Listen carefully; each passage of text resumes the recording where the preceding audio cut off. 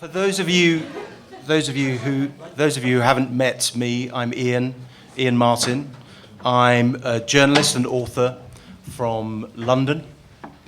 I have reached the ripe old age of 47, though having covered the Brexit story for the last couple of years as a political journalist, I feel about 87. It has that kind of effect. We've got three fantastic panelists for you. And we're going to open it up for questions about halfway through, so please bear your questions in mind. First, we have Maajid, who is a writer, an activist, and the founding chair of Quillam, which is a fantastic think tank countering extremism. And he's a presenter of a show on LBC, has a show on Sky as well. And on the 14th of August, he tweeted, exclamation mark, exclamation mark. Please stop banning things just because you're offended, exclamation mark. And then he added, angry face emoji.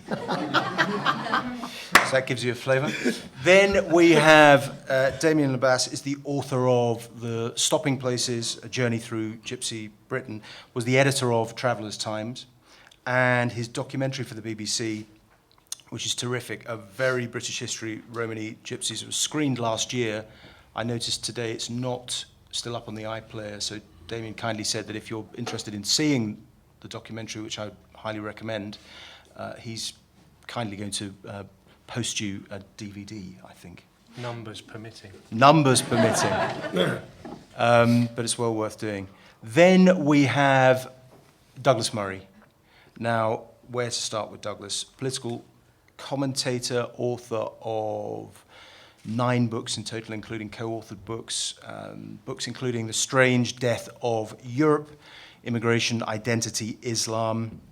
And his next book is out next month, I think, which is not remotely provocatively titled at all. It's called The Madness of Crowds, Gender, Race, and Identity. So if I could ask you just initially, please just welcome your panel. Now, we've been given a really, really broad title, contemplating identity or some such, the challenge of identifying. So I've decided we're going to try and hone that down to kick things off. And I'm going to begin by asking each of the panelists, Maajid first, then Damian, then Douglas, to respond to my initial question, which is, why do we seem to care so much right now about the question of identity? Hi, thank you for that introduction. And just for some context, the tweet was actually referring to the advert that was banned by the Advertising Standards Authority for featuring. It was deemed to feature an image of men that was deemed to judge men negatively because it depicted a comedic moment where a man saw some Philadelphia cheese on a conveyor belt, and he was holding a baby, and he left the baby on the conveyor belt to pick up the toast with the cheese on it and forgot the baby, and the baby went round the conveyor belt, and the other man did the same thing, and then they realized and they ran to pick the babies up, and it was all funny, and it was Philadelphia cheese, and it was about how nice Philadelphia cheese was meant to be, and how men can't multitask, and how men can't look after babies, and the Advertising Standards Authority decided to actually ban that advert. And as a man, which is perhaps one of the many identities that you'll hear from me this evening, this afternoon, what are we in? Sorry, I'm in Sweden, I lost track of the time, is it afternoon? Is that I felt that that was meant to be a joke, and to ban it based upon this kind of notion that we men would somehow feel offended by it, led to a number of things. And one of them was that actually, I think it was a willful selection of one identity among the many identities you could have read into those men. And another identity you could have read into them was fathers. And the fact they were looking after babies in the first place, out together as two men, socializing with each other as two men while taking their babies out with them, not leaving them with the mothers at home. And why was that not read into the advert? And so to ban the advert, I felt, was just absolutely it's just a sign of the times, really. Anyway, rant over. Answer to your question, I think that we care about identity so much because we're, in this day and age, contemporary times, is nothing new, and it's cyclical, and it's because we're scared, and because fear makes us retreat to the familiar and the common. And it's why you see populism arising everywhere. And it's something which I succumbed to at the age of 15 because I was scared, because I used to be chased by neo-Nazis everywhere and stabbed at. And many of my friends were stabbed. And I was arrested at gunpoint by Essex police a year before the murder of Stephen Lawrence, falsely arrested and on suspicion of armed robbery, and held overnight and released with an apology. But I feel I was racially profiled. And in Essex in those days especially, it was a very dangerous place for people like me to be. So I became scared, and the Bosnia genocide was unfolding in Europe, and I became even more scared. And as a result of that fear, I adopted a supremacist identity to fight the supremacism, the white supremacism that I was faced with. So I became an angry Islamist theocrat. And that was my adoption of identity politics at the age of 16, which stayed with me until I was imprisoned eventually in Egypt for attempting to overthrow Hosni Mubarak's a different story. But I think fear is what does it to us, and we are scared today, if I were to trace it in a very reductionist way, because of the 2008 economic crash, and before that, because of the invasion of Iraq. And I think those two things, though it doesn't begin and end there, of course, as I said, it's cyclical, and it can go all the way back to when we were born from our mother's womb, and we cry because we're scared, and we're not used to not being in our mother's womb. So when you're scared, you react. And I think today we're scared because the economy is, we're worried after 2008, and of course, wars in the Middle East have led to the unknown and the uncertain coming to us, and all of that has led to us to retreat into the familiar, and an expression of that fear is populism. And as long as we understand it like that, I think we can begin to try and address it. Thank you. Damian, what's your explanation? Firstly, I would ask if we really are more obsessed with identity now than people have been at various points in the past. And then I'd think about, if we are, why that perhaps is. And I certainly agree with Maajid to an extent on that. But I think about previous obsessions, for instance in Britain, with the identity of the British, the theory that the British were a lost tribe of Israel, or previous to that, that they were descendants of Brutus, the escapee from the city of Troy. So that, that's an obsession with the identity of a people in the world. And a need to justify your belief that you're special. So there's that. I think that, Jordan Peterson was mentioned earlier. He talks about other moments in history where identity has acquired a sort of lethal mass, the obsession with it, in communism, obviously in Nazism. And his theory is that's when we forget the idea that the individual is sovereign, that our worth as individuals is sort of subjugated to the idea of who you are as part of a group. So that's the dangerous side of groupthink. And I'd agree that certainly that sometimes grows out of fear, out of being scared. I think it can also result from the need to maintain fear for your own advantage. So aristocracies and royal families have often been very obsessed with their lineage and identity as contrasted to everybody else in order to maintain an entrenched position of power. So I don't think it's as simple as it necessarily resulting only from fear. And I'm not certain that we're in a unique moment in terms of obsession with identity. Perhaps we're intrigued, or some of us infuriated by the kinds of people who appear to be taking an interest in their own identity and where that is in the kind of public consciousness, for instance, in the arts. So I think it's a more ambiguous situation than the question suggests, if it's not impolite of me to say that. Thank you very much. Douglas. Well, thank you, Iain. It's a great pleasure to be back with my friend Maajid, and to meet Damian for the first time, to meet many of you for the first time. I think that the origin of this question is quite straightforward. There's a question about everything to do with identity because there's a sense in the West that the story may have run out. I write about this in a chapter in my last book. There have been echoes of it in the last 24 hours, if I can say so, without abusing anyone.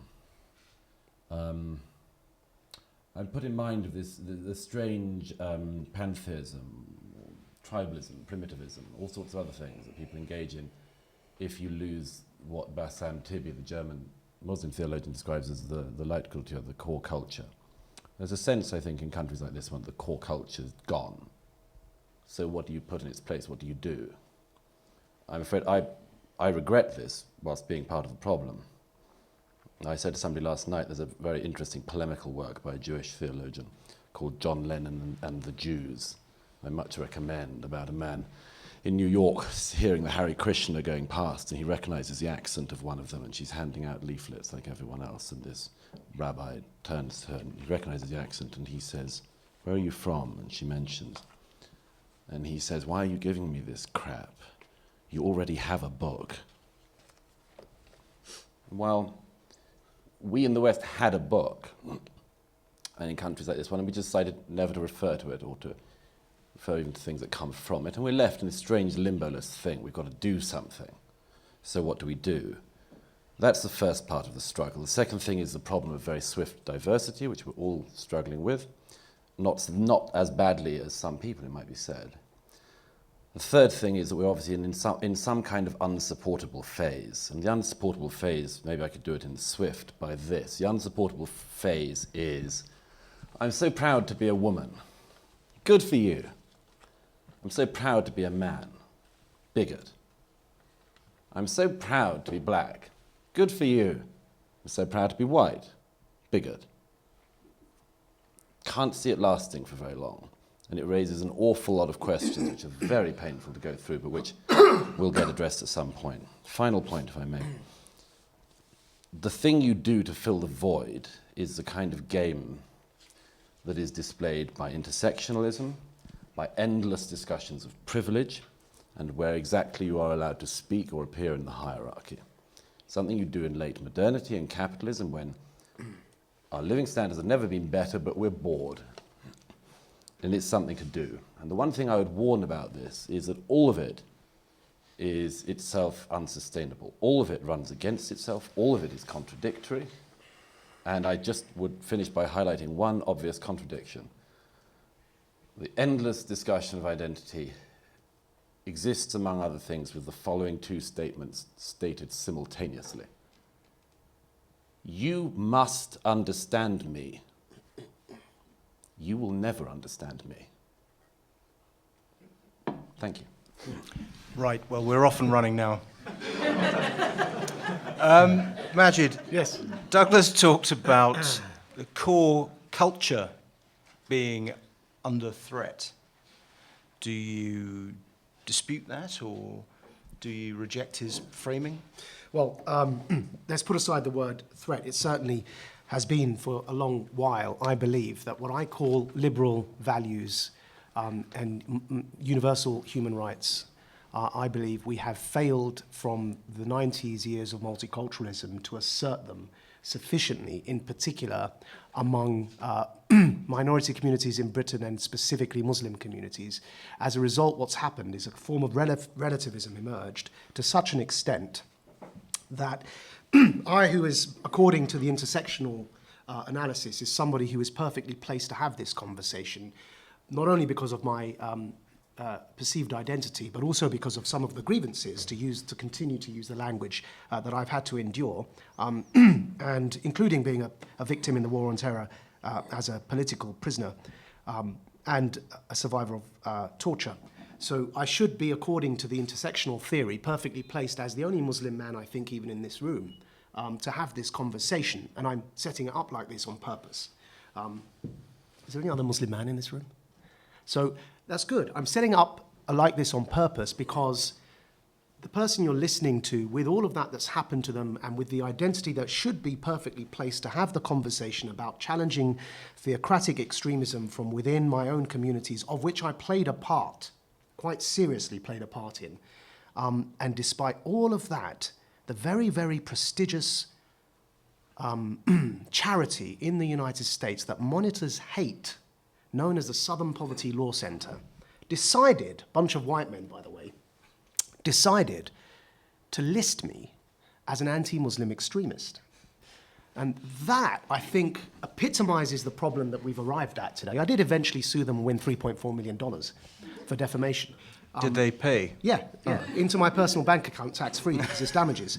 But it took me 2 years, and 2 years of being blacklisted. My bank accounts were shut down in America. HSBC refused to bank with me. I was blacklisted from a bunch of grants that I was seeking to do work with, including the State Department, and it was all under the last year of Obama's administration, and then a year and a half later after that as well. And at the same time, though, to kind of further the comedic situation we find ourselves in, I was probably the only person who was listed as an anti-Muslim extremist by a very prestigious US civil liberties organization, and while at the same time listed in the United Kingdom by Thomson Reuters World Check, which journalists will be aware of. It's an organization that does background checks for banks, accountancy firms, and border control and others. So if you go to Heathrow Airport, what have you, your name will appear on a list that they subscribe to because of Thomson Reuters World Check. HSBC Bank, when you open an account with them, they subscribe to Thomson Reuters World Check database. And it's a security background check to avoid banking with people that are involved in or suspected of terrorism finance. So while I was listed in America as an anti-Muslim extremist by the Southern Poverty Law Center, I was listed by Thomson Reuters World Check as a Muslim terrorist, right? And I had bank accounts shut down and had to fight this as well. And the problem with UK defamation lawsuits, if ever you've had this experience of being listed in this way, is they don't pay as well as the Americans. So I only won £40,000 from Thomson Reuters. I did get myself delisted from both of them, and it's quite funny because many years of struggle later, I end up in a situation where I won both cases. But I think they epitomize the problem of this conversation. It's become so polarized and so difficult to have because of the way that it eats itself, which is what you've just referenced, the way it eats itself, to the point where even somebody who's perfectly placed to have this conversation was listed in two diametrically opposed lists as opposite things at the same time by two very respected and subscribed to organizations. And it's just, I think we need to, just put the brakes on this a bit, back away and try and have conversations without shouting at each other. But Damian, your interpretation of this is, if I read your work correctly, is different in that you regard this interest in identity, whether it's new or it's a resurgence or whether it's just something that's always been there, you regard this as a net positive, don't you? I mean, thinking about your own background, which you've written about. Well, the real question is whether I regard it as positive or negative, or of greater or less value than any other form of work or writing. And I'm not sure about that. There have been a couple of suggestions made to me since I wrote that book that autobiographical contemplation or writing is somehow self-indulgent. But and so I've thought about this and the idea that the mind ideally looks outwards more than it looks inwards. But I feel that wherever the mind looks is outwards, if you see what I mean. I mean, if you're even self-contemplation is a contemplation of a thing, the self, and it's a question of how you write about that and whether the writing's interesting or structured properly or any good. And I think there's a danger that we get hung up on the idea that the subject defines the quality, or that that's what artistry or work is really about. Whereas actually I think it's about things like structure and redrafting and making something compelling and ensuring that one sentence follows the previous one and leads on to the next one. So I don't know, I'm wary of the parameters of the debate, and I hope it doesn't seem like I'm trying to squirm away from it. No. I'm trying to engage with it, but whilst questioning some of the assumptions that we hold. Understood. Douglas, now, isn't it just possible, because you see this in terms of a crisis of the West, is it possible that you're exaggerating the dangers? Well, I hope I am. but I don't think I am. It's not. It's an existential crisis. It's a philosophical crisis.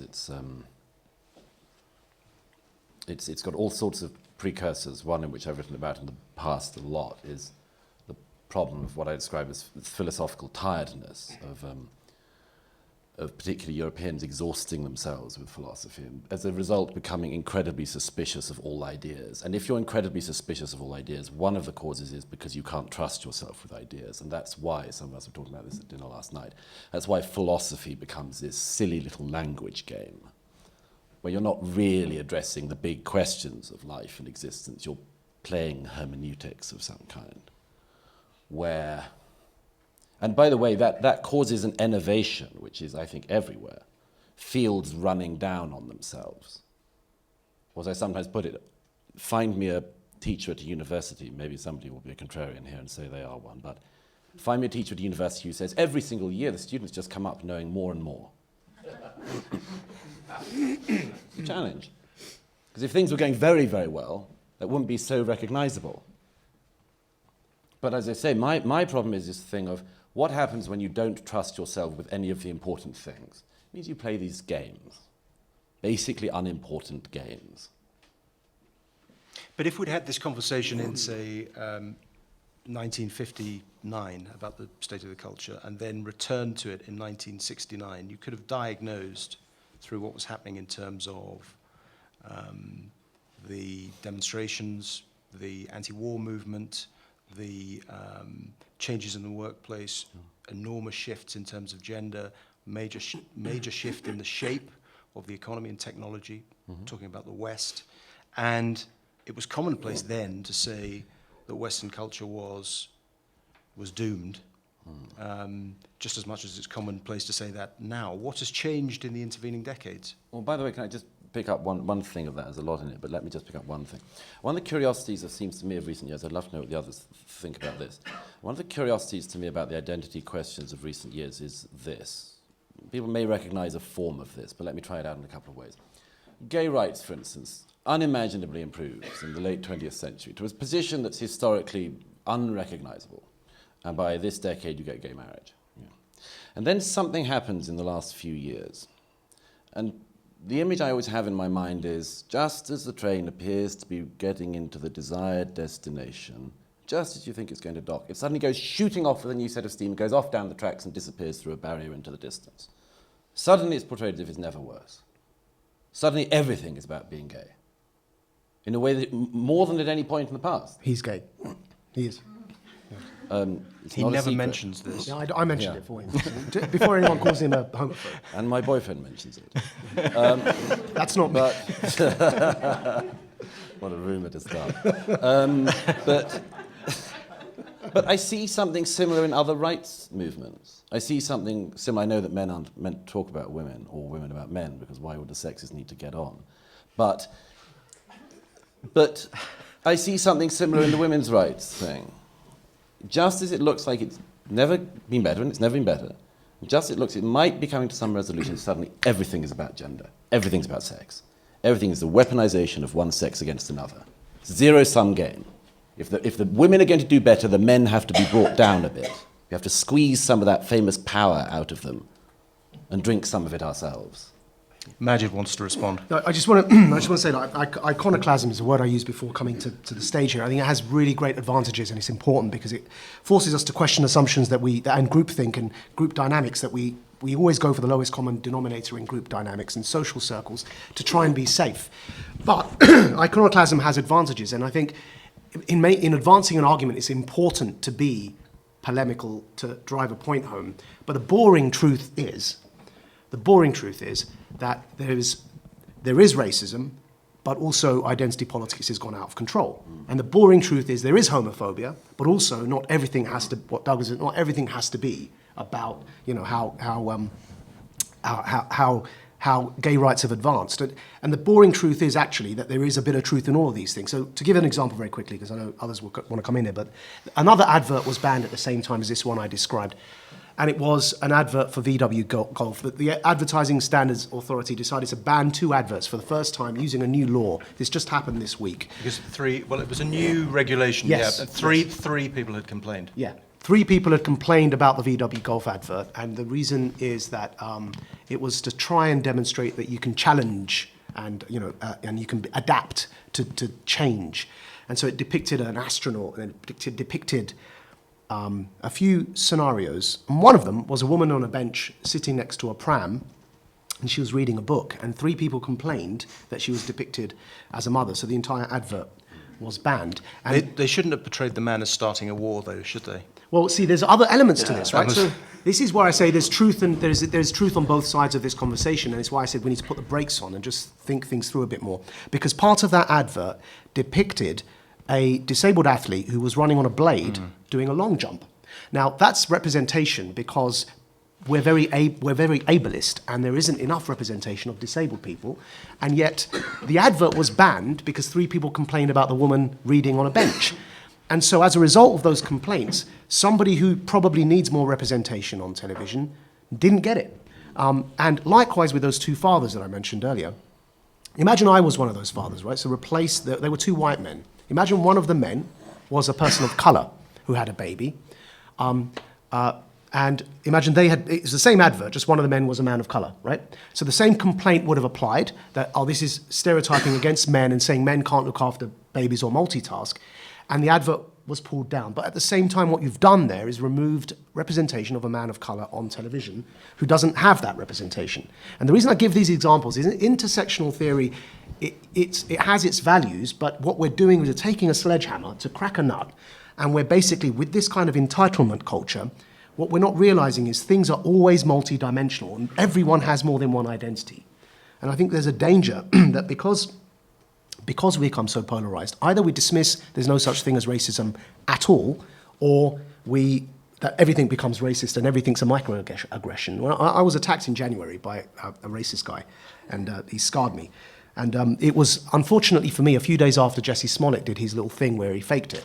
And as a result, no one believed me. And then the police had to release CCTV footage of the actual guy. And I met with Douglas. He says, I can't believe shit like this happens today. I said, well, there we are. But the problem is that there is racism, but not everything is about racism. And I just think that's why I say we need to take our foot off the pedal a bit, which I believe your book's about, and just try and retreat from this a bit so we can have time to recuperate.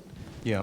Douglas, in your new book, you're writing partly about the concept of the woke corporation, yes, if you like, the way in which this is now inside HR departments. Yes. It's a fascinating development. The thing that fascinates me about it is, and listening to the discussions here, is can it ever really be fixable? It seems to me an impossible set of tests to set for a culture, which implies that there is a destination. There's something achievable. Let me give an example of the impossibility of what's being attempted. When this sort of intersectional BS that we thought was going to stick at Berkeley sort of went out, which I think happened after the crash, it's a post-2008 thing. I think when the financial system goes wrong, society becomes highly vulnerable to bad ideas. And things that had been in the ether for a couple of decades suddenly come into the mainstream. And nowhere more so than in corporations. It's been written about, as you say, about woke capitalism, woke corporations and so on. But let me give you an example of a story I hear everywhere in the corporations and the workplace. By the way, the only people who don't think this is coming from is people who are self-employed. Because pretty much everybody who works in institutions, banks, legal firms, all sorts of things, they find versions of this. And here's a story I hear all the time. You try to engineer more of something in the firm, and you get this phenomenon. You decide you want more women at the top level. For instance, perfectly desirable, perfectly good idea. You fast-track things. And several things happen. The first, by the way, is that thing is now provable that if you put more women on selection panels, you don't increase the number of women who get employed. Who knew? But the main thing that's of interest is the first people you give a small leg up to are the women who are just almost there anyway. And they're very likely to be women who are pretty privileged already, if we're going to play the privilege game. You might increase LGBT representation. Well, as it happens, the stats all show that gay men and women earn disproportionately more across their career than their heterosexual counterparts. You might call it gay privilege. Now, what do you do about that? Everyone's parked that one for the time being. Because really, we should squeeze some money out of the gays and give it to their straight colleagues who have the misfortune of bringing up the next generation, among other things. But let's get on to that another time. It'd be quite difficult to legislate for that, I think. Sure. Yeah. Oh, they'll try. But let me give the third one of that. The third one, the more painful one, is the one of we need to increase ethnic minority representation. Almost nobody I can think of would deny that as being a good aspiration. But what's the first thing that happens when you do this thing at a faster speed? You get what the Conservative Party has got, which is you get an awful lot of black old Etonians. Now, what do you discover somewhere towards the end of this process? You discover you have no class mobility in your firm. What are you going to do about that? You park it for another day. Now, I'm not saying that I have the solution to this, but I know sure as hell this is not the solution to all problems that it presents itself as. In fact, it might be exactly the opposite. It causes far more problems than you'd set out with, because it sets everyone against each other. And before you know it, everyone's eyeing each other up to work out whether the other person got there legitimately or illegitimately. Now we're going to come to the audience in a second. Just an example, But Maajid first, and then sorry, Damian, if yeah. you want to respond. Thank you for indulging me because I've just butted in again. But the Black Panther was mentioned. I love that film. I've watched all the Marvel films. But as an example of where we've just back to my theme of these aren't a panacea for all problems. I'm a critic with a film critic lens on of that film. Not because it wasn't groundbreaking, it was. Not because it didn't need to be done, it did.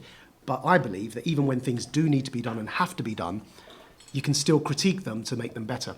And one of my critiques of that film is I can't understand, and maybe someone has the answer, I don't, and I'm just saying I don't understand it. It doesn't mean that it's wrong, I just don't understand it. I can't understand why a film depicting what was meant to be the fictional most advanced nation on the planet, by the way, if anyone's seen the film, right? The city-state that was hidden in the mountains, in the continent, somewhere in the continent of Africa, was hidden for a reason, because it was meant to be the most advanced, technologically advanced, powerful nation on Earth. And it was too powerful for the world to handle. And so they were keeping their power secret and just acting as guardians. And yet, their way of succession in politics was fight to the death, not democracy. And they had to kill the contender to win. And yet there was this really civilized nation, and you get black actors trying to kill each other to become king. And it's written by black people, right? And so I'm wondering, what's going on here? Why are we reinforcing stereotypes that the way that we govern within ethnic minority communities is through monarchy or tribes or theocracy, and the way we govern in the West is through democracy and liberalism and human rights? And that's what I meant earlier when I said that we have retreated from having these debates about ideas within, and I'll speak about my experience, within Muslim communities, definitely. We've retreated from having these conversations that are difficult, that we'll be called racist for, but we need to have those conversations. Damian. I think it's a good time to perhaps open it up to the floor. Okay. I don't have sufficient knowledge to respond to the points that Douglas was making about things like Sure. altering the balance of employment. Sure. We, our brilliant audience is now only about half an hour away from a drink, and you're going to be really fired up. So please ask whatever question you have. Try and have a question in it, but question for any of the panelists. Jacob. I have a question for Douglas.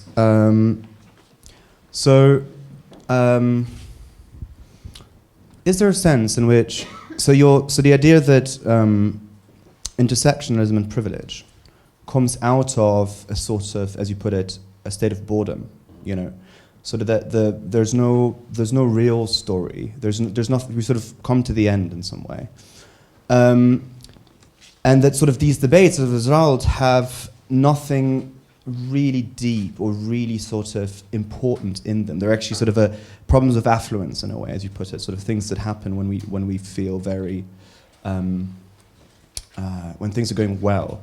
Do you recognize that might be challenging for someone to hear, for whom the problems of intersectionalism or privilege feel extremely real, extremely deep, and that while you might sort of there's a debate to be had about where that comes from intellectually, that the feelings that these people are having are real, and that sort of you saying that there's nothing really in it, clashes with their experience of, hold on, I'm really experiencing this to be something real. And if someone comes along and says, well, those are sort of pseudo problems in a way. Those are things that arise when society becomes sort of decadent in a way.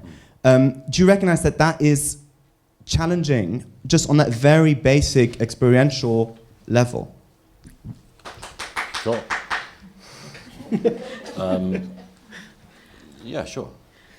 But so, first of all, you can feel all sorts of lacks of privilege, but that doesn't mean that the answer is intersectionality. You might feel it and the answer might be something else. So, for instance, let's get back to the idea that the normal way in which it's looked about is a power dynamic.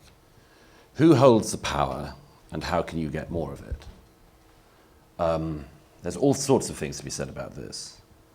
But just two very quickly is, first of all, that doesn't seem to me to be it doesn't seem that the power game is a very accurate way to honestly depict our lives.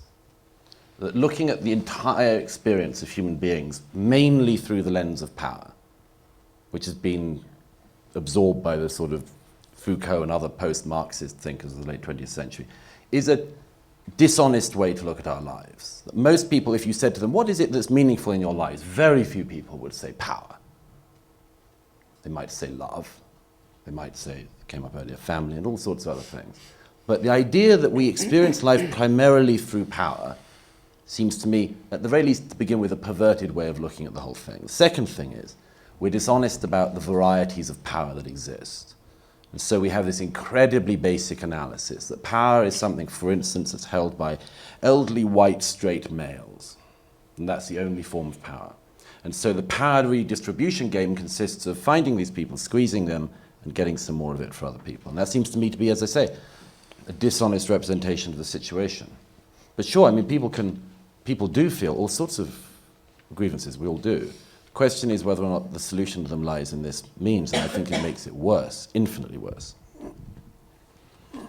Next question. Question right at the very back.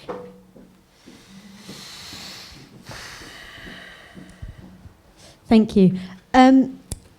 You talk quite a lot about the idea of sort of taking a step back and that we've kind of pushed too far.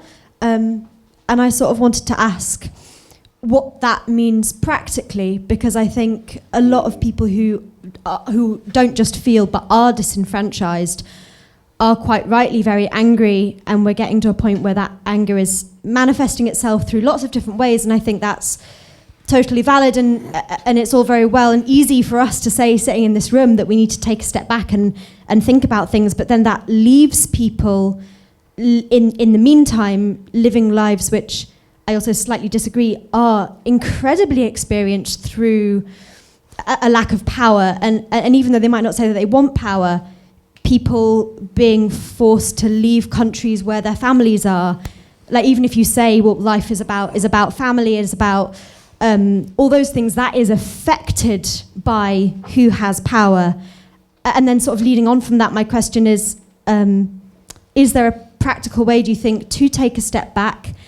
And also, and this is a big question, do you think that humanity and humans are capable of getting to a point in our civilization where there aren't these struggles? Because it seems to be something that is just endemic and part of who we are as a species. Maajid. Thank you. What's your name, sorry? Zoe. Zoe, thank you, Zoe. So I try and be very careful when I phrase things to try and caveat and then double caveat. So, I don't know about Douglas and Damian's perspective. I'm not saying, for example, that I don't value intersectional theory in the way I interpret the world. I actually do. And I also am not saying there's no such thing as privilege. I know Jordan Peterson said that, and I know him, and fair enough, and I've had good conversations with him. But I actually do think there's such thing as privilege, and I also think power does impact the way that our lives are led. What I'm trying to say is what I tried to say before, which is that the truth is always the boring thing in the middle. And so when I say take a step back, I mean things like, and keep in mind, by the way, so it's why I kind of listed all my various grievances in life. because you're talking to somebody that's experienced these things as well. All of the hurdles, whether in my writing, whether in my broadcasting. I'm the only broadcaster of colour on LBC. There isn't anyone else. And all my life has been a fight. It actually feels like I've been in a war for most of my life. All I'm saying, though, is when I take a step back, for example, when Boris Johnson appoints the most diverse cabinet in British history, what I, as a man of colour, don't expect is for people to say they're Uncle Toms and that they are somehow native informants and they are sellouts because they disagree with their political views. And they're using identity politics there as a weapon to deprive people they claim they're defending from having a voice and agency and thinking for themselves. And it's usually white people that are doing this, white leftists. And I've got my own critique about white right-wingers as well. I'm not party political in that way, but I think that we've got to be very careful that if we value diversity, then diversity of thought is one of them as well, and that these people can think for themselves. And if they choose to adopt conservative political philosophy, that's them exercising their own agency. We shouldn't dictate to them what to think, for example, and somehow question their legitimacy when they think so, and question their ethnic identities or religious identities as a result. But we do that a lot, and I think it's increasing, and I'm asking people to stop that and just to think about things a bit more. I disagree with Priti Patel on many things. I criticise her regularly on my show. For example, she wants to instill terror in what she called criminals, but they're actually suspects because you're not a criminal till you get convicted.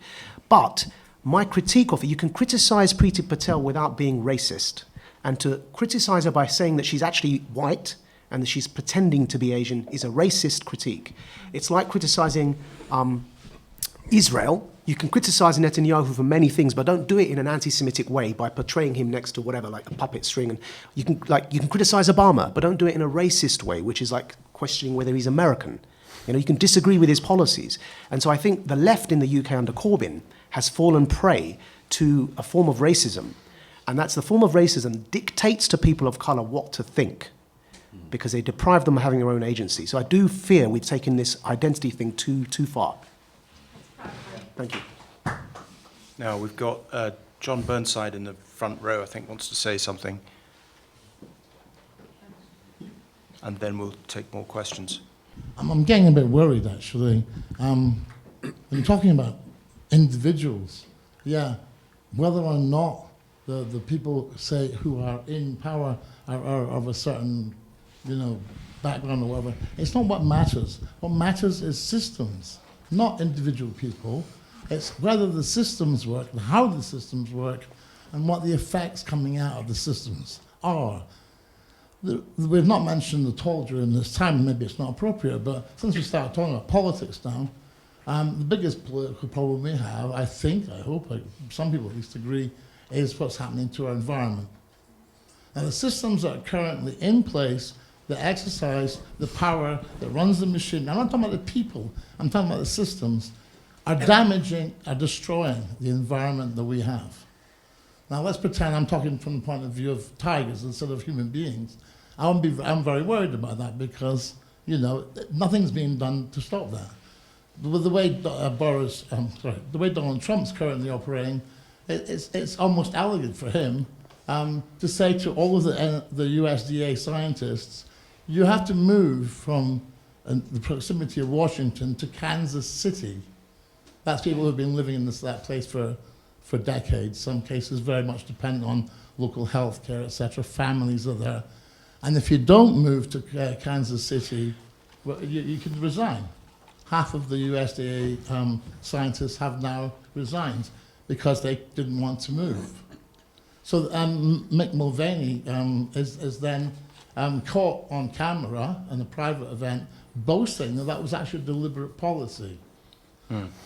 Day after day after day after day, we hear about Epstein's and Clinton's and stuff like that, which is important.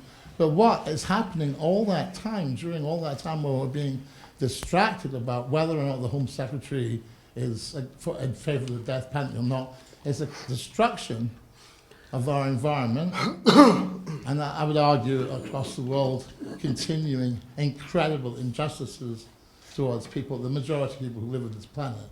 So I think we should really much more concentrate on systems rather than thinking about privileged white old males. Now we have some more questions. here. So first question here, and then we've got 1, 2, 3 questions. On a at the quick back. point of information, white privilege was an entrenched political system itself, and just to clarify that it's not a felt grievance, as Akala demonstrates far better than I can in his book Natives, Race and Class in the Ruins of Empire. It's a system with an advanced architecture with demonstrable felt results all over the world. So I'd include it in that rather than separating it from a discussion of systems. Question here. So I thought it was quite interesting, Douglas, when you made the point about having a bunch of Black Etonians in the cabinet, and you said that's an issue that people then want to park and not address. But then following on from that, Maajid, when you made the point that people don't allow Black and Asian politicians to have conservative politics, and how that when you described it as being racist, I thought it was interesting, because I think that that's the problem when it comes to the question of diversity and representation, and if you give it value, what is the value in that? And if Douglas, you kind of identified there might be a problem in saying we've got a diverse cabinet, but actually everybody went to Eton. So how diverse is it really? If it's billed as being diverse and representative, how many Black people in the UK or Asian people in the UK went to Eton?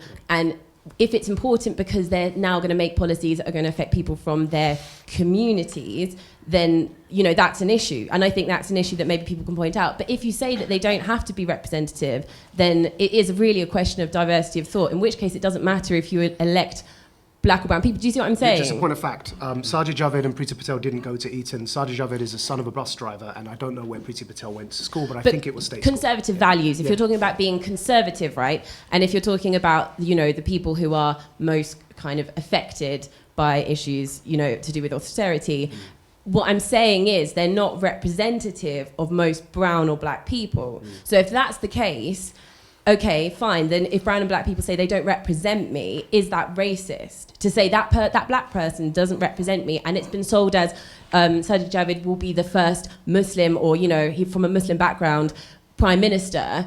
What's that supposed to mean to Muslim people if he doesn't actually represent them? So what I'm saying is you can't have your cake and eat it. You can't say it's diversity and representation and then say, well, they don't actually need to represent the community they're from. It's a good question, because democracies only function effectively with consent, which is one of the things we seem to have lost in recent years, that those who are on the losing side of a debate, whether it be in the US or elsewhere, broadly accept the result. There used to be an assumption that you would accept that your side was out for a bit and then it would be back in. And it's obviously a problem if large numbers of people feel that the political system in Britain particularly doesn't represent them. We've got loads of questions, so can we take some questions in? Sure. I just want to try and get as many questions in as possible. Hi, thank you everyone. I had a question for Douglas. You started your talk by mentioning that these days you're sort of seems frustrated by the fact that you hear, okay, I'm white and I'm proud of it. That's a problematic statement, and it is. If someone's make that a headline anywhere, it would be a problematic. But if someone says, I'm brown and I'm proud, or I'm Black and I'm proud, well, that's sort of a cheerful and rewarded statement. And I think I understand your frustration in the sense that, well, it seems hypocritical to say on the one hand there is equality and on the other hand privilege some forms of race or skin color or gender to the other. And so I understand your frustration. It's not frustration, by the way. No, huh? It's not frustration. What is it? What do you want to call it? Like you said. I'm pointing out what I think is an unsustainable. Unsustainable, yeah. I think if you're in a political vacuum and thinking only in abstract terms, that concern is meaningful to me. It is unsustainable, and it's sort of hypocritical. But we're not in that political vacuum, and we're in a time and place that people have been degraded and insulted for centuries, merely for the bodies that they're inhabiting, based on race and gender.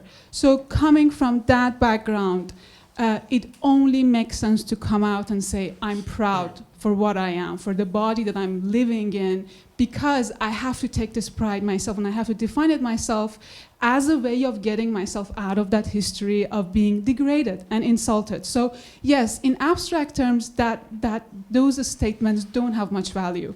But to contextualize them is to actually give compassion to the person who needs to say, I'm proud to be, for example, a brown woman. So that's one thing I want to hear more about, how you're thinking, like what is the unsustainable part. I think it's going to continue until we will have an egalitarian world, however we imagine it. You also mentioned something about the affirmative action and the problem with that, and I agree with that. So especially in NYU, which is where I'm studying right now, it has been reduced to providing a diversity statement, they call it. So if you want to get a job at NYU these days as a professor, you have to provide a diversity statement. And all it means is that you have to prove that you're part of some sort of minority, which is, I think, is so essentialist and reductive, and I cannot see how it would be productive. But I don't think examples right now, like those examples that you provided and what I just said, those are sort of affirmative action, not producing the result that we want.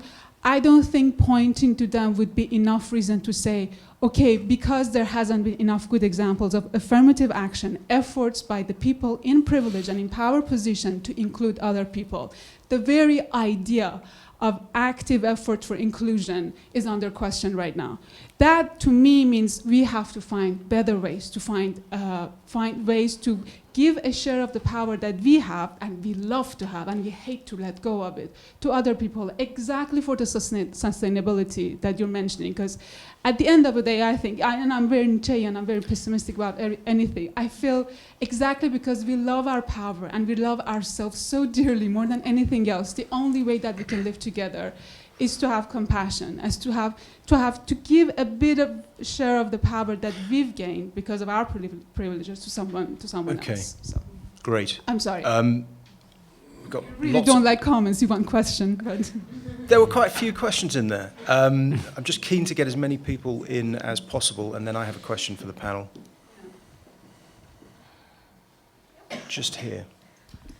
I kind of want to further on Zoe's point. I wonder about this decision of when a movement is too much and when it becomes too much for you. Douglas, you kind of mentioned, and you as well, Maajid, that you guys feel that the identity thing's gone too far. You kind of mentioned about the gay movement, but, you know, here's my kind of thought on it, and I guess there's a question wrapped up on it. By the time that people usually feel exhausted by these things, it's because it's gone so far that it has created some kind of semblance of change, that the media's latched onto it and made it trendy. So first, I think there's that. I want to ask about your media's how you feel about the media's involvement in these movements, and if it's good or bad, and if that maybe is what your exhaustion is, rather than the actual good that the thing is doing, the movement is doing. But isn't there a problem inherent in that, and this is, apologies for referring to Britain again, is that there are many examples now, particularly in the BBC, of the BBC seeing itself as joining those campaigns. So if you take a very famous chef in the UK, Hugh Fearnley-Whittingstall, big campaign on plastic. He may be right about plastic. I suspect he probably is. I'm not sure that his precise prescription is right. But that now then buys him a 3 or 4 hours of peak time television leading the war against plastic, with proposing policy solutions which are at best disputed. So I think that might be part of the resentment that many people feel about being lectured. Do you see what I mean in media terms? I mean, okay, so that is a question for you. Sorry, I'm not dismissing what you just said, but I've got a few questions and I'm not quite sure how to fully articulate them. So first of all, I want to ask about what they feel about the media. Also, do you think that it's a form of privilege to be able to be exhausted by said movement, any movement? Because I think it is. Because you may be exhausted by the gay movement, but there's still black trans women being murdered daily in America for being trans. So maybe it really means something to them when it's got to the point of exhaustion for you, because maybe you are in a position of privilege as a white gay man. For those black trans women who are dying daily, it's not exhaustion. It hasn't even reached them yet. So that's what I'm interested about, this thing about when it's too much and who decides it is, and if there is privilege involved in that, and be able to even mutter those words and sit here and talk about it. Let's have an answer from Douglas first. That's what I completely dispute here. Completely, it's, if I may say so, a typical example of the catastrophizing that black trans women are being killed daily in America. That's just not the case. How do you know that? None of the stats suggest that that's the case. But sure, if you can show me that every single day in America a black trans woman is killed, I look forward to you to give me. No, because it's just been well. Okay, well, let's take the black men that are being shot by police. Another issue, though. Yeah. I just wanted to pick up on the first one because it's the first one you did. Okay. One way of doing this is to catastrophize everything, is to say your fight has to be the fight of X group because they're being killed on a daily basis. And I'm suggesting maybe this is not a wise way to, among other things, bring society together. You could, for instance, have a very plausible argument. I've laid it out actually in The Madness of Crowds. You can have a very plausible argument for how to do trans rights. By the way, it has absolutely nothing to do with gay rights, just like it has absolutely nothing to do with women's rights. But there's a perfectly plausible argument for doing that. And you can do it and you can argue for that case without saying that, for instance, in order to have any other form of justice in the world, you have to speak on behalf of X group because they're being murdered daily. The causal chain, I just don't see. But I'd rather, if I may, address the thing that just came up, which I made a note to myself underneath all this, which is, because you asked the question of when people become tired of an argument or something. How about there are forms of power that some people wield through being oppressed, which they're very unwilling to give up on, because it's very good for them, personally. And I think two gay men in America who used to run a gay rights organization, it sort of ran down a bit, so they took over an organization called the Anne Frank Center for Mutual Tolerance and Understanding. And they used it as a way to attack President Trump for the first year of his presidency, using a dead Jewish girl who they had no connection to as a way to do this. Why did they do it? It's just an ugly form of politicking. But sure, they had a form of oppression status they wanted, and they wanted to hold on to it, and they wanted to run all the way with it. And they did quite well with it. They kept on bashing the American president on every television program. But as I say, what if that is a form of power? Maajid. Yeah, I wanted to answer Iman's question, and I will try and address your too far point as well. Thank you for that. Iman asked about representation. So politically, I'm on your side. I've never voted Conservative in my life, so they don't represent me, for example. But what I would say is that when we look at the data, and there's recent data that's just come out from, it was a piece published in July in the New York Times, looking at NBC data on Democrats and voting behavior, and there's now also something YouGov published after that, just 2 days ago in the UK. When we look at the data, we find that actually, let's take the Democrats example, they split, and this is because the primaries are going on, they needed to understand who to pitch the candidates' messaging to, and they split it into three. They said there was a progressive camp, a liberal camp, which is where I'd put myself really, and a moderate camp. I mean, if I were American, I'd vote Democrat. So you've got to have a progressive camp, a liberal camp, and a moderate camp, and they found that the first two, and this is where I'm odd, the first two were 2/3 white, and the moderate camp was majority ethnic minority, people of colour. And then they took those three designations and looked at what they cared about. And they found that the moderate camp was more socially conservative. And when they asked them specifically about race and identity issues and gender issues, the moderate camp, which is majority black and ethnic minority, said they didn't want the campaign to become about those things. When they asked them about immigration, I'll send you the article, by the way. I've just tweeted it 3-4 days ago.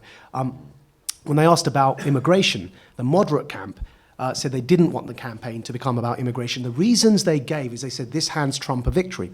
But the two other camps, which were 2/3 white, which was the progressive camp and the liberal camp, wanted the campaign to become about race issues, gender issues, and immigration.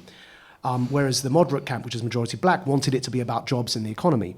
And the New York Times published all this, and I made a point in my radio show, and I said, the problem here is that we make assumptions about what people of colour care about, and if you ask my dad, he cares about very different things to me, and he's an immigrant, and he's from Pakistan, he's a Muslim man, he prays 5 times a day, and I care about, for example, challenging homophobia within Muslim communities. My dad doesn't. He cares about other things, and he has his own perspective of life because he's an immigrant and he's had his own struggles. So the same data, by the way, in the UK reflects a similar things, that actually people of colour are more socially conservative than we realise. And the best example of that is Baroness Wasi. Because Baroness Wasi, I've asked her, Sayyidah Wasi is appointed by David Cameron as the first woman of colour Muslim in the cabinet. She's now in the House of Lords. I disagree with her profoundly on many, many things in life. But one thing I asked her was, why did you join the Conservatives? And she said, Maajid, because I believe in family, business, and I'm socially conservative. And I said, okay. Now, I understand that because my dad grew up with he had a corner shop, which is a stereotype, right?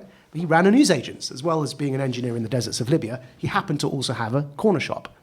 And this kind of idea that South Asian communities in the UK are pro-business because they have been entrepreneurial as immigrants, that they are socially conservative because they're religious, resonated when she gave me that answer. As I said, I never vote Conservative, not because I'm dogmatically opposed to it. It just doesn't speak to me. So I'm on your side of this, but there are, sorry for the long answer, there are a whole bunch of people from ethnic minority communities who identify with Conservative values, so they do represent them. And your implication was, in your tweets a few days ago, was that essentially you think that this is the way in which Trump gets re-elected. If we make it, if in the Democrat primary, which is what, so that the data demonstrates this, I'm not prophesizing, I might be wrong, but I did predict Trump would win the first time round. If we make it about stuff that Ilhan Omar and a lot of the stuff she said about Israel, if we make it, if the campaign becomes defined by that, which is what Trump wants, then middle America will vote anything but that because they're scared of the hijabi. Right? So it's just a piece of strategic advice. As for your question, thank you. I'm not saying it should stop. What I'm saying is these are specific examples where it's gone too far, and we need to wonder why. You know, if we end up in a scenario where the leader of Her Majesty's opposition is more interested in defending people that have said anti-Semitic things within his party in the name of defending Palestinians and Muslims, rather than actually addressing Brexit, for example, then he indicates to me he's made identity politics more of a priority to him than the thing that will affect people immediately right now on Halloween. So it's not that it needs to stop. I don't think it needs to stop, and I want to re-emphasize, in case anyone's misunderstood me, I subscribe to all of this as a general guide in life. I'm not saying it's wrong. What I'm saying is there's a danger that we are either or on these things, that we polarize the debate. And what I ask people to do is recognize a value in defending the black trans woman, while at the same time recognizing that there are examples where it's gone too far and we need to challenge those examples. But I think that that is an example of privilege within itself, to be able to say, please consider this middle ground. Yeah, like, well, it's not it as simple as that. Okay, it happens to be coming from somebody that hasn't had a privileged life. So if you will take that from me and we can continue. You do now, though, don't you? I don't know what I don't know. I mean, maybe no, I don't know. I don't know how you define that because I was just attacked this year as well. So I don't know how you want to define that. I'm living with scars. Well, I guess that goes back to power, doesn't it? Well, so I don't know how you want to define that. I'm happy to talk, but what I will say is that asking people to consider where it has gone too far isn't telling them to stop. And I am the kind of person that I can be friends with this chap here and love him to bits, while 2 days ago I was sitting in London with my other dear friend, Charles Blow, who only writes about race issues for the New York Times and who would vehemently disagree with Douglas. But why I do that is because I try and see stuff that Charles Blow says that is really important and say, yes, I recognize that and I see that, right? While at the same time, this stuff Douglas says that I see is really important, and I'll only just to defend him for a bit because I can sense the room's turning against him. No, but I just want to just defend him for one bit. He's used to it. When I first left Hizb ut-Tahrir, I just got out of prison, and I was disoriented. My wife left me because she's still a theocrat. She still believes in caliphates, and I'm estranged from my son, who's now 18. I haven't seen him for years, and I was abandoned because I left the groupthink and tried to scrutinize it. And then I gave a public talk in London, and it was a standing room only room packed full of Muslims who were, like Islamists, like jihadis and everyone, because that was my following. And I wanted to try and open up this conversation around sovereignty being for God, because that's what led to ISIS eventually, the notion that only God can rule, which is what we all believed in. And at the time, I still had a huge pull within Muslim communities. And so this is a packed hall. I was about to give the punchline away. The only white man that came to listen to me was this man in a room full of jihadis. He sat there in the front row and gave me a chance when I was a write-off. Imagine a Muslim man coming back from the war on terror, being a prisoner in Egypt, having not yet graduated from university. Didn't have a job. My wife left me and I was sleeping in the car. And yet this man, Etonian, came and sat there and gave me that chance to hear me, right? And I felt heard by him, not by the Muslims in the room. He actually shouted at me and said, "How dare you become secular," right? Which was my sin. So in defense of him, there's stuff that he does in his life that really, I believe, has value that I think... Yeah, no, I know. Sorry, I don't mean to say you are. Yeah. But what I'm saying is that the truth is, I think, is in the middle. I must apologise because I did mean to at the beginning to flag up a trigger warning that Douglas went to Eton, but I actually just I totally forgot. I totally forgot. So sorry. There's one last question because people need a drink. I think really we all need it. We all need a drink, and it's related to something that John said this morning. I loved his stuff about John Arlott, etc., which was about Churchill, because it seems to me that quite a lot of the discussion here is about complexity and admitting that things are complex and that sometimes characters exhibit contrasting traits. And John said that Churchill should not really be regarded as a hero. And Douglas, I think you had thought that it illustrated something very particular about this debate. Yes, I must say so. My answer to the question you didn't ask. Can I say something on this? I thought it was very interesting because there was a straightforward answer to the question posed. Why do the British people vote Churchill as being the greatest living, or the greatest Briton ever? And you said, in spite of the disputed, but in spite of the 1910 Tony Pandy and so on, some miners in there in 1910. Now, how could they have voted for Britain being the greatest? And there are all other versions. He drank too much. As even the... Well, I'm glad you agree with me on that. Solidarity on that one. But, you know, there's endless versions of this becoming. And you think, so how could they have voted for Britain for him being the greatest Briton? The answer is because he saved civilization. And that ought to count in the plus bit. It ought to count for something in history. But here's the thing, if I may say so. The attack on Churchill has two things that are interesting to me. The first is local, other is more general. The local one is this. There is an attempt to do this because I think there is a sense that at the deep root of British identity is a veneration for Churchill, and that if you could get Churchill, you can get the Patriots. And if you can get the Patriots, then we wouldn't vote Brexit, for instance. And I just wanted to say something on that because I think it's so easy to take that bit for granted. And as Margaret Thatcher said in an interview in Sweden in the 1990s, if every country had taken Sweden's attitude in the 1940s, then Hitler would have won. And that isn't nothing. And it's got to count as something in the great log of human achievement to have stood alone and to have saved civilization at that moment. But the real thing I wanted to mention about this is something underneath that. There's an extraordinary essay from Hannah Arendt from 1954 on the nature of action in a society. And she says, the thing we've always had a problem with as human beings is we don't know the consequences of acting in the world. It's always been filled with terror for us because we have no way of undoing action. So, what's the one mechanism we've ever come up with as a species? Forgiveness. Fast forward to the 2010s. The impossibility of acting in the world is worse than it's ever been because a young person can wear the wrong dress, photograph themselves, put it out on Twitter thinking they're going to get compliments, and they are destroyed. So we're in a world where acting in the world is worse than ever, and nobody spends any time thinking about forgiveness. None. I can't get anyone interested in the subject. I'm interested. So here's why don't we work on mechanisms for getting out of this? But sorry, just to return to it. The reason why the Churchill one is so enervating for society to hear is people think that surely to have been the one leader in the world standing against Hitler at that moment ought to count for something. But it turns out if you did one thing wrong in 1910, it counts for nothing. And then people think in that case, and you can have other criticisms. My point is that then people look at this and they think, I just can do nothing in the world in terms of action, because nothing I will ever do could even remotely get to that, so why bother? Yeah, And I think that is I do sense there's a bit of a double standard at play here. In that a double standard of reverse racism, back to the point of shying away from conversations when they are about people of colour as opposed to the white male who's easy to attack. So if you're going to criticise Churchill, and by all means he said racist things, then I do believe we have to recognise that Gandhi slept with underage girls and was also racist against blacks, and Martin Luther King watched a rape, so in a hotel room.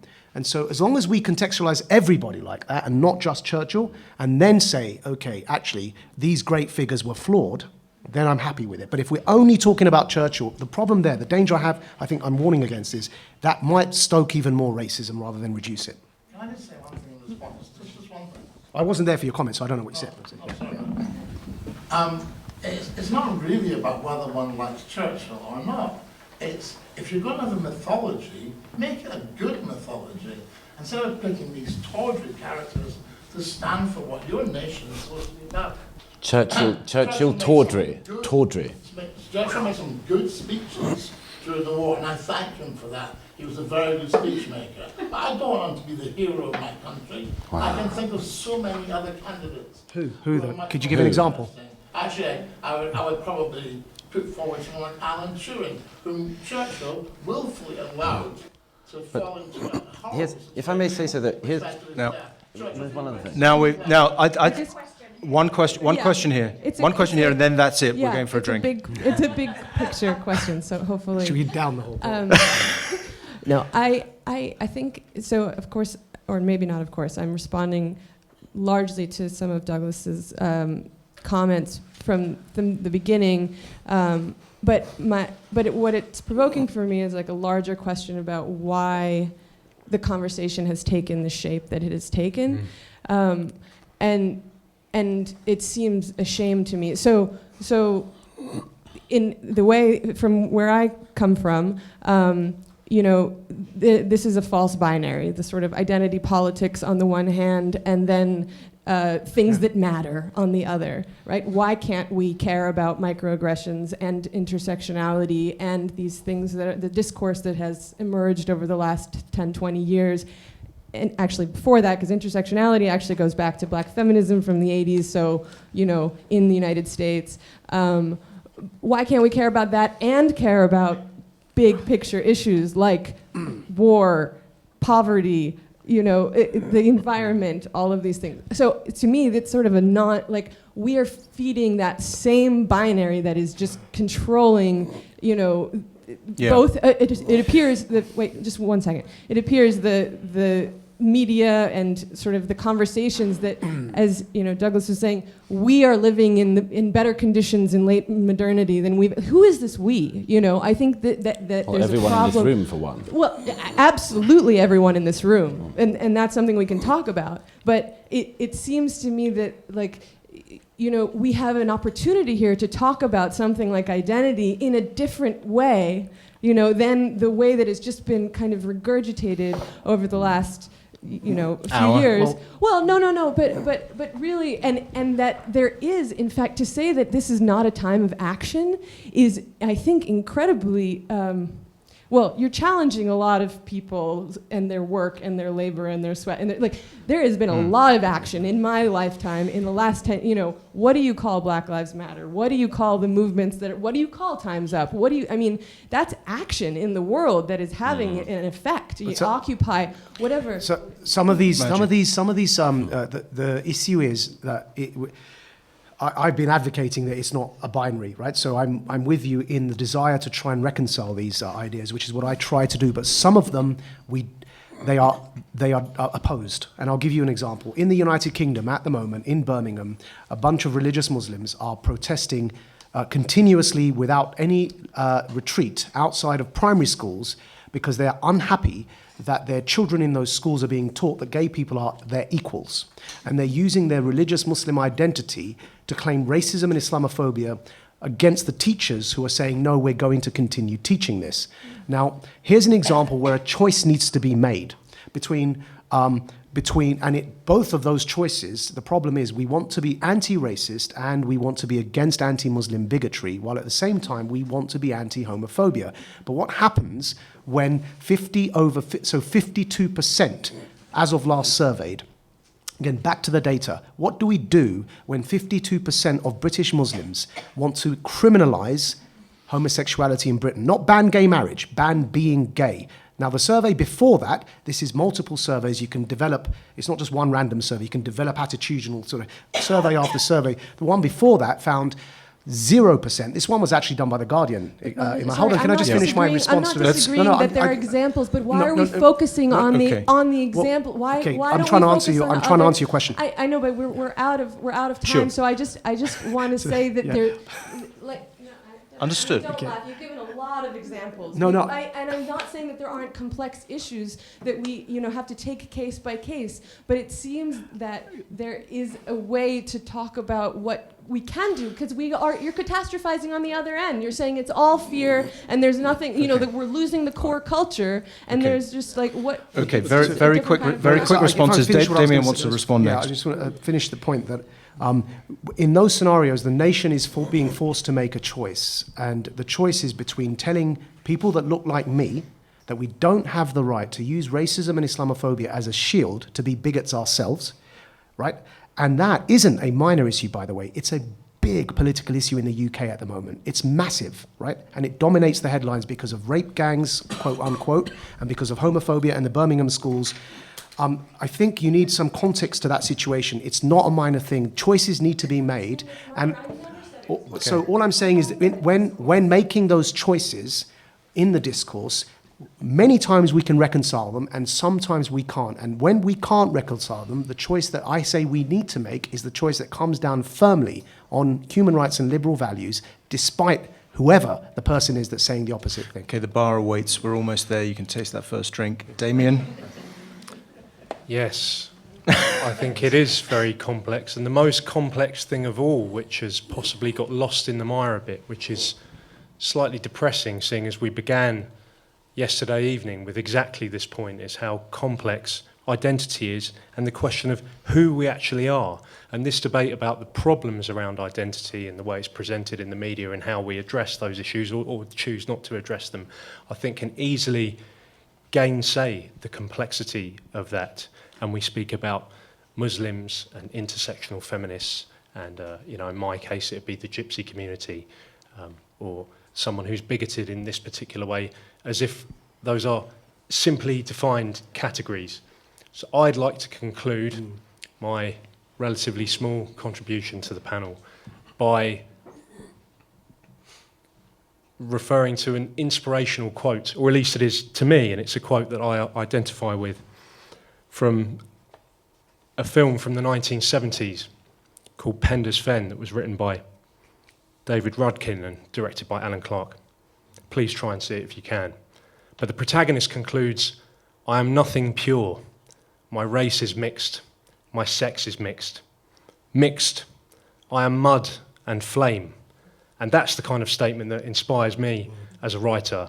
And I find almost physically my blood chilled by the suggestion that we are able to be categorised neatly. I think that's the real enemy. And I also think the internet is to blame for that in ways that we don't have time to discuss. Okay. Yeah. Douglas, quick final point. I just wanted to return to this issue of history. So I have an editor who says, and it's a very good rule, and I just urge people to think about it. Every single age in human history has done things which we look back at and we think it's baffling. How did they not know that was wrong? In the early 20th century, when Beatrice and Sidney Webb and others were playing with eugenics, how did they not know it was wrong? Okay, every age does that. It's my suggestion that this age will be certainly doing it too. So it's worth keeping our eyes open for what they might be. And they might lie in many, many presumptions we make about ourselves. And so the issue about having a fair reading of history isn't just a reasonable thing to do in order to reasonably assess history. It's a plea to posterity to be gentle with us as well, because we know we will be doing things that will look insane in the future. And we ought to be keeping our eyes open for them. Right. Okay, now, who would have thought that a panel discussion involving 4 Brits would end up with a conversation about Winston Churchill and an argument about who's the greatest Brit ever? Of course, who could have predicted that? But the panelists have been fantastic, and you can beat them up in the bar afterwards. But please show your appreciation. Thank you.